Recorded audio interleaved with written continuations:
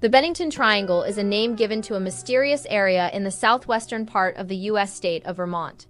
This area includes the town of Bennington, the small ghost towns of Glastonbury and Somerset, and the thick forests around Glastonbury Mountain.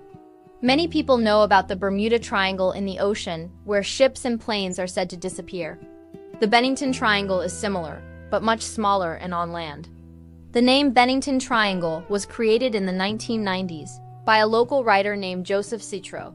He used it to describe a series of strange disappearances that happened between 1945 and 1950. Even though the name is modern, the events themselves were real and recorded in newspapers and police reports at the time. Over the years, these disappearances have become part of American folklore, and the area gained a reputation for mystery. To understand the mystery, it helps to picture the area itself. Glastonbury Mountain is not a busy, populated place. Today, it is mostly wilderness, and even in the past, it was never a successful town. In the late 1800s, people tried to build logging towns around the mountain. They cut trees for lumber and hunted animals. But the area was very isolated, and the soil was poor for farming. The land was steep, rocky, and often wet. After the trees were cut, the businesses closed, and people moved away. The mountain became quiet again. The towns around it were eventually abandoned, and the state of Vermont later disincorporated the town of Glastonbury, meaning it no longer had its own government. Nature took over, leaving behind empty land, old cellar holes, and forgotten roads. Because of this long history of isolation, the area feels different from other parts of Vermont. Hikers sometimes say that the forests here feel unusually silent or heavy, although that is just a feeling, not a scientific fact. The strange stories began in the mid-20th century, when several people went missing and were never found. The first case happened in late 1945. The person who vanished was named Mitty Rivers, a 74-year-old man who knew the area extremely well. He often guided hunting groups through the mountains, and he was strong and experienced for his age. One day, he was leading a group of hunters on a familiar route. As they walked back to camp, Mitty walked a little ahead of the group, which was something he normally did. He rounded a corner on the trail, and when the others reached that spot, he was gone. At first, the hunters assumed he had continued walking. Later, they thought he might have stopped to rest. But when they reached camp and he was not there, they became worried. A massive search followed.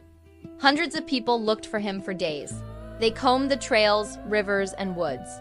They found no body, no clothing, and no footprints. It was as if he had vanished into thin air. The only hint searchers found was a single rifle cartridge that may or may not have been his. The mystery of Mitty Rivers puzzled not only the locals but also the police officers who joined the search.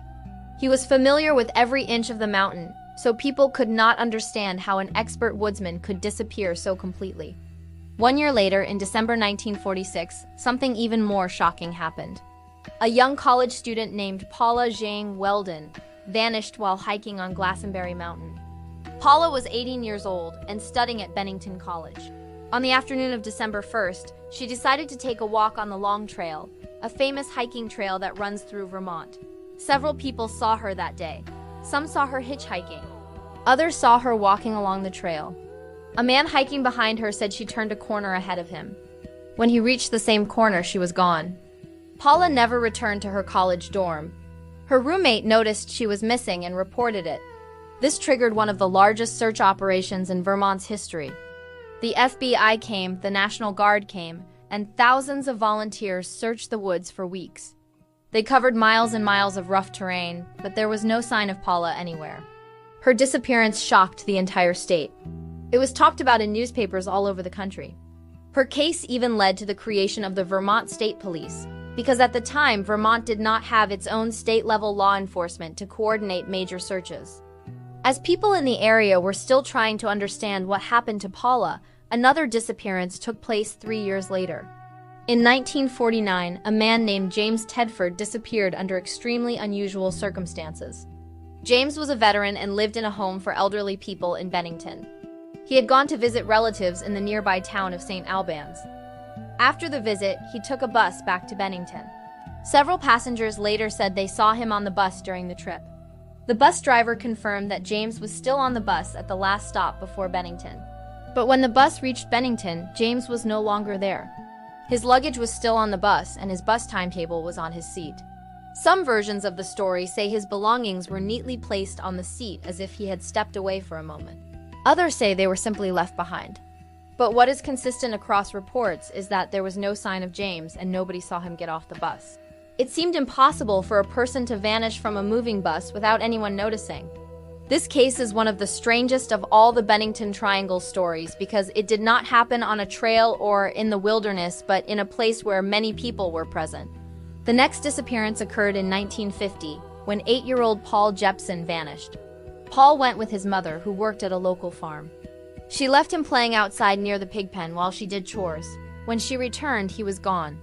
Tracks suggested he may have started walking toward the mountain, but the exact path was unclear. A search was launched immediately. Bloodhounds, dogs trained to find missing people by smelling their scent, were brought in. They traced Paul's scent to a certain point on the road and then suddenly lost it. This was unusual because the dogs normally follow a scent for long distances. Some people believed he might have been picked up by a passing vehicle. Others thought he might have wandered into the woods. But just like the earlier cases, no body, clothing, or other clue was found.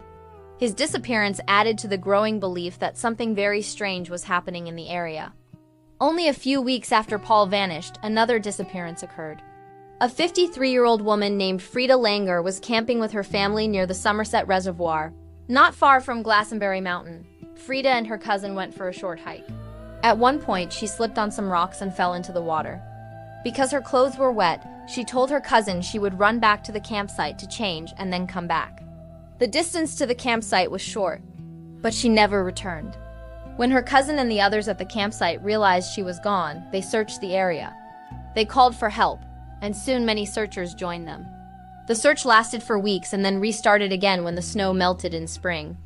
Several military organizations, police groups, and volunteers tried to find Frida. This was considered one of the most thorough searches of the entire series of disappearances. For months, there was no sign of her. But 7 months later, her body was found in an open area that had been searched many times before. The body was too decomposed to determine the cause of death. Why it was not seen earlier still remains a mystery. Some people believe the body may not have been there during the early searches.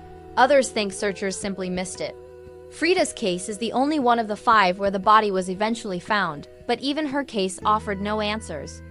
These 5 disappearances, Mitty Rivers, 1945, Paula Weldon, 1946, James Tedford, 1949, Paul Jepson, 1950, and Frida Langer, 1950, are the core of the Bennington Triangle mystery.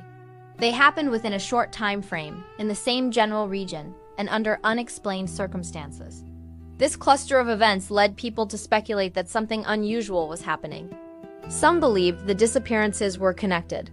Others thought they were coincidences. As the story spread, theories emerged, ranging from logical to fantastical. The most reasonable explanations focus on the natural dangers of the area. Glastonbury Mountain is not extremely tall, but the terrain can be confusing.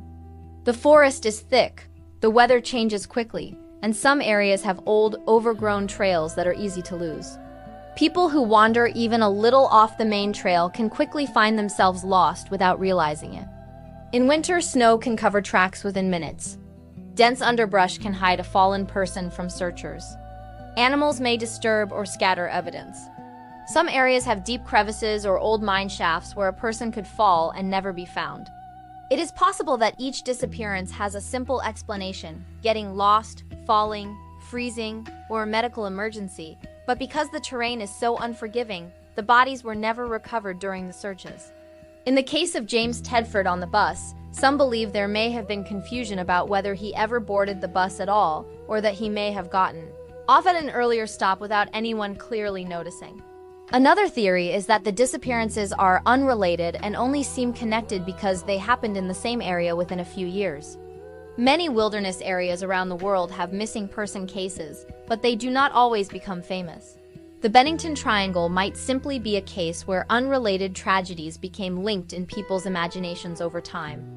More imaginative theories include ideas about paranormal activity, strange energy fields, portals, or creatures in the woods. These theories became popular because they sound exciting and mysterious. However, there is no scientific evidence supporting any of these ideas. They belong more to storytelling and folklore than to fact. The wilderness can feel mysterious and eerie, especially to people who are not used to being in remote forests. When unexplained disappearances happen, people often look for explanations that go beyond ordinary possibilities. This is how legends and ghost stories grow. A few people have also looked into human explanations, such as the possibility of a hidden criminal, a serial abductor, or someone taking advantage of the remote landscape. But again, no evidence for this has ever appeared. The disappearances happened in different ways and in different kinds of settings, one on a bus, one near a farm, others on hiking trails, making a single human cause unlikely. The name Bennington Triangle came long after the events. In the 1990s, Joseph Citro, a Vermont author known for writing about local folklore and strange history, used the name to describe this cluster of disappearances and the eerie stories associated with Glastonbury Mountain. The name caught on because it gave people a way to talk about the mystery, and because it echoed the famous Bermuda Triangle. Since then, the Bennington Triangle has appeared in books, documentaries, paranormal TV shows, and internet articles. These stories often add dramatic details or spooky elements to make the mystery sound even stranger. This can make it difficult to separate fact from storytelling. Even so, the basic events remain true. 5 real people disappeared, and most were never found. Their families were left without answers. Local police and volunteers did their best to find them. The searches were serious and well organized, especially in the case of Paula Weldon and Frida Langer. The lack of results made the mystery feel deeper. Over time, the mystery grew into a legend, and the legend became part of Vermont's identity. Today, hikers still visit the area, often curious about the stories. Although the mountain feels peaceful, the knowledge of what happened there adds a layer of quiet unease. In recent years, modern hikers have shared their experiences online. Some say the trails sometimes seem to vanish or become confusing. Others mention feeling watched or hearing strange sounds. However, these feelings are common in deep forests everywhere, especially for people unfamiliar with wilderness hiking. Forests are full of natural noises, wind, animals, branches creaking, and our minds can interpret them in unusual ways. The silence of remote areas can make these normal sounds seem frightening. The brain fills in blanks when it has little information. But none of these feelings are proof of anything mysterious or supernatural. If there is a lesson in the story of the Bennington Triangle, it may be that nature is powerful and unpredictable. Even experienced hikers can make mistakes or encounter unexpected problems. Weather changes, injuries, and disorientation can happen quickly. Modern hikers are encouraged to carry maps, compasses, GPS devices, proper clothing, and emergency supplies. The disappearances remind us to respect nature and be prepared. Even though more than 70 years have passed since the disappearances, the mystery remains unsolved. There have been no major new discoveries, no confessions, and no bodies found, except for Frida's. The events have faded into history, but the questions remain. That is one reason the Bennington Triangle continues to interest people. Humans are naturally drawn to mysteries, especially when the mysteries involve the unknown and the unexplained. We like stories that do not have a clear ending. The Bennington Triangle is one of those stories. To this day, the disappearances are still discussed in books and conversations about strange or unexplained events in America. But most historians agree that the simplest explanations are usually the most likely. Each case probably had its own cause: natural accidents, weather, getting lost, or medical problems. The fact that the bodies were never found makes the stories more dramatic, but it does not automatically mean something supernatural happened. Wilderness can hide things very well, and search teams in the 1940s and 1950s did not have the advanced tools we have today. In the end, the Bennington Triangle is a mix of real history and human imagination.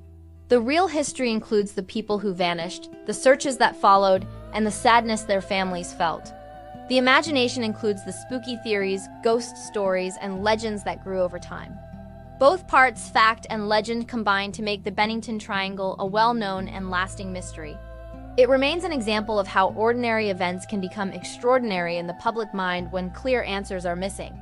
The mystery invites reflection on how much of our world is known and how much remains uncertain, especially in places where nature still rules. If you visit the area today, you will find peaceful forests, quiet trails, and signs of old towns that once stood there. Most hikers come and go safely without any problems. Yet the story of the Bennington Triangle lingers in the background, reminding visitors of the people who walked into these woods long ago and were never seen again. Whether one views the story as a cautionary tale, a historical puzzle, or a piece of local folklore, it continues to fascinate because of its unanswered questions. The combination of real tragedy, unsolved mystery, and eerie wilderness has secured the Bennington Triangle's place in American storytelling for generations to come.